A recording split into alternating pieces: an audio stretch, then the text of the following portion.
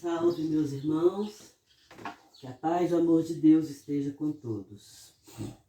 O evangelho de hoje é a parentela corporal e a parentela espiritual.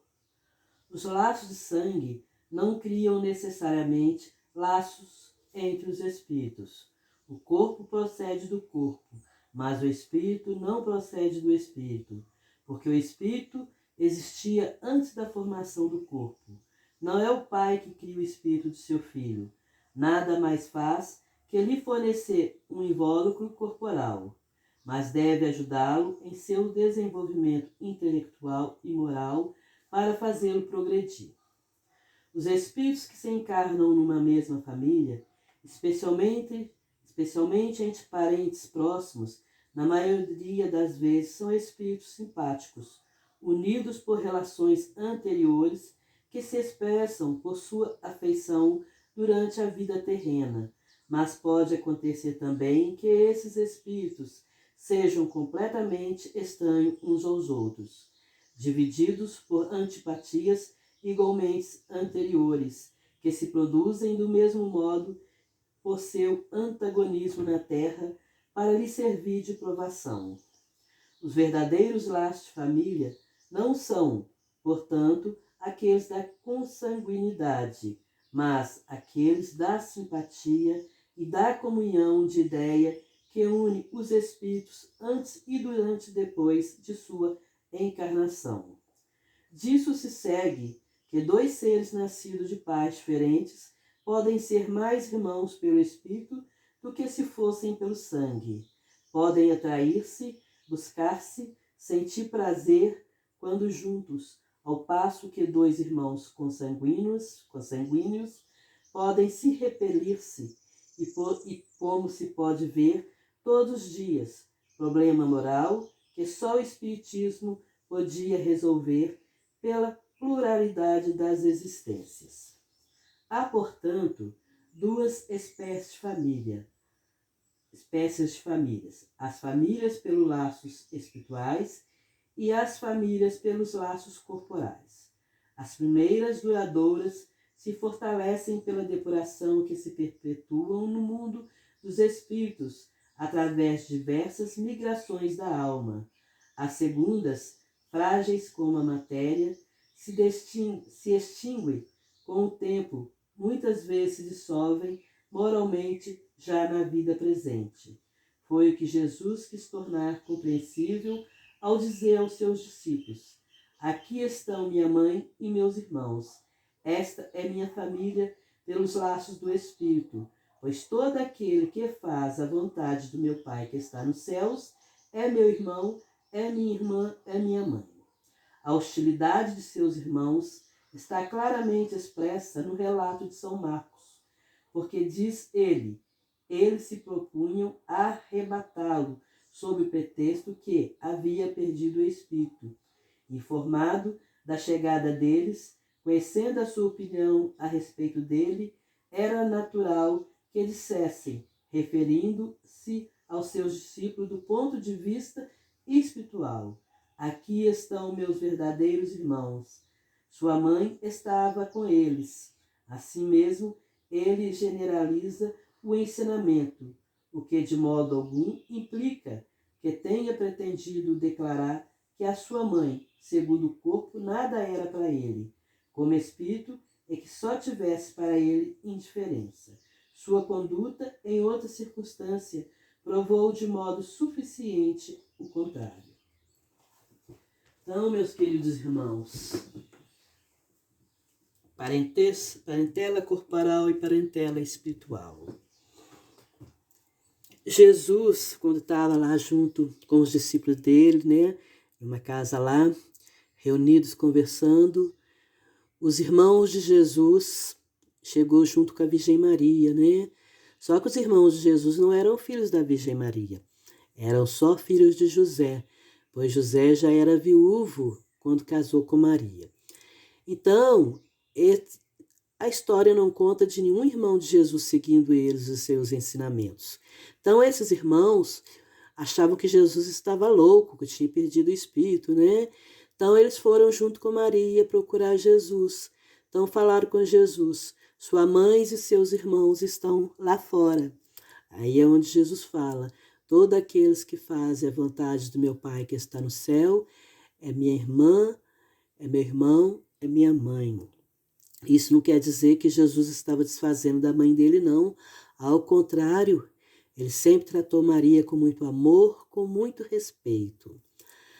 Mas a família corporal consanguínea, aquela que os filhos têm o sangue dos pais, né? Então, são uma família consanguínea. E tem a família espiritual.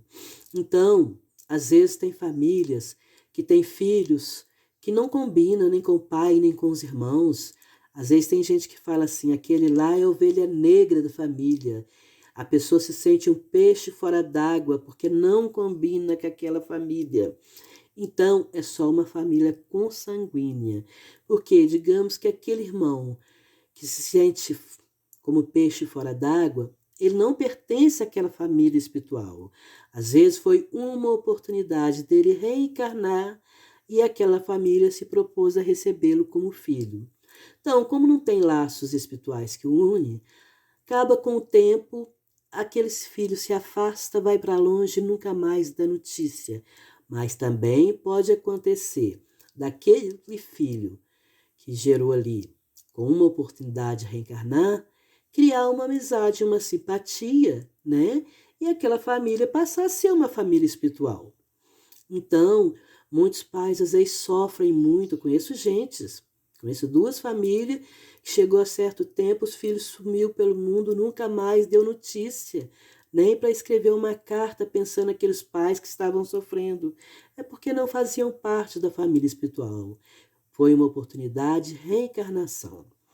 E tem aqueles que são a família espiritual. Aquela família em qual vem os filhos, que eles já se dão bem com os pais, com os irmãos, né? São amigos, são companheiros. Então, há mais compreensão quando é uma família espiritual, que são espíritos afins. Porque também pode acontecer na espiritualidade, quando estamos desencarnados, conhecemos alguém lá pela primeira vez e ali apareceu uma simpatia, tornar uma amizade, e aquela pessoa pode vir querer nascer naquela família, e ali sim vai formar um laço espiritual, porque lá na espiritualidade se conheceram pela primeira vez e gostaram um dos outros. Por isso que acontece muitas vezes em uma família, o irmão não se dá com o pai, né? O filho não se dá com o pai, o irmão não se dá com o irmão, é porque muitas vezes pode ser que também em vida passada foram inimigos uns dos outros e que estão aproveitando a atual reencarnação para se reconciliar, né? Para que o sentimento, digamos, de ódio, de rancor, através do carinho paternal e maternal, transformar aquele ódio em amor. E muitas vezes se consegue vencer, mas nem sempre. Às vezes é uma luta de foice, onde se vê filho matando pai, pai matando filho, irmão matando irmão. Então, muitas famílias passam por esse tipo de situação. Às vezes um filho vive bem com o pai até certa idade, como amigos, mas quando chega uma certa idade, começa a aparecer uma revolta entre pai e filho e pai, porque talvez inconsciente numa vida passada, um fez o outro sofrer.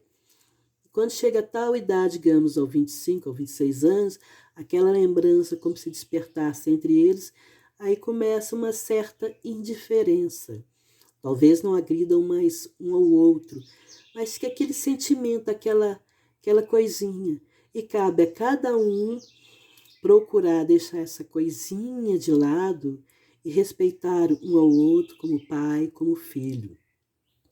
Eu conheci uma mulher, que um dia eu fui na casa dela com meu amigo Clécio,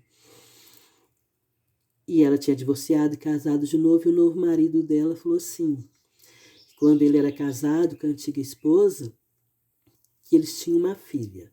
Mas antes dele casarem, eles foram se benzer, né, em um centro, e que o guia espiritual falou com ele assim, quando a sua esposa ficar grávida, toma muito cuidado com ela, porque ela vai querer matar a filha.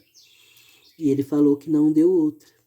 E quando ele casou, a mulher teve a primeira filha, que ele tinha que ficar de olho, porque nem ela entendia que ela falava, vontade de jogar essa criança pela janela, aquele sentimento ficou ali. Ela não entendia o porquê, né? Mas ele entendeu pelo que o Espírito de Luz falou com ele. E foi assim, ela sentia vontade de acabar com a filha. Mas, com os anos passando, se tornaram grandes amigas, venceram aquilo, né?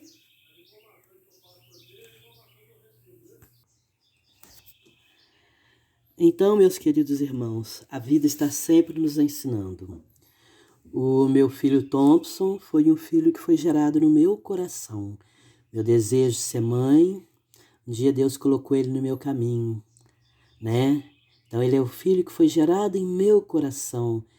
E desde o primeiro momento que eu vi ele, que alegria, mexeu tanto com o meu coração. Quando eu fui levar ele para conhecer o meu pai, andando com ele na rua, né, nos meus braços, dava vontade de ficar rindo. Eu estava rindo sozinha, rindo de felicidade. E também Deus colocou em minha vida um outro filho do coração, o Renato. O Thompson chegou bebê com só uns 3 dias de vida e o Renato com 11 anos. Quando conheci ele, logo gostei dele, né? Então, pelo que eu soube pela espiritualidade, em outras vidas, uma vida ele foi meu sobrinho, uma vida ele foi meu filho. E nessa vida eu gosto dele como se fosse meu filho. Então, Deus aproxima as pessoas. A gente está sempre se reencontrando para crescermos como os filhos de Deus. Então, meu filho Thompson foi um menino muito generoso, que gostava muito de ajudar as pessoas. Então, mais importantes que os laços de sangue são os laços espirituais, né? Feliz da família que tem reunido em seu lar aqueles espíritos afins, almas afins. Então vivem mais em paz, em harmonia, né? Mas como todos nós estamos aqui a aprender, acaba que toda família tem um probleminha aqui, outro probleminha ali. Mas com amor se vence essas dificuldades. Então confiemos em Deus, em cada filho que vem parar em nossos braços, tratar todos com amor, com carinho, com respeito, né? Pois estamos aqui juntos, unidos para aprender. Que Deus abençoe a todos, meus irmãos, que a paz de Deus esteja com todos. Que assim seja. Amém.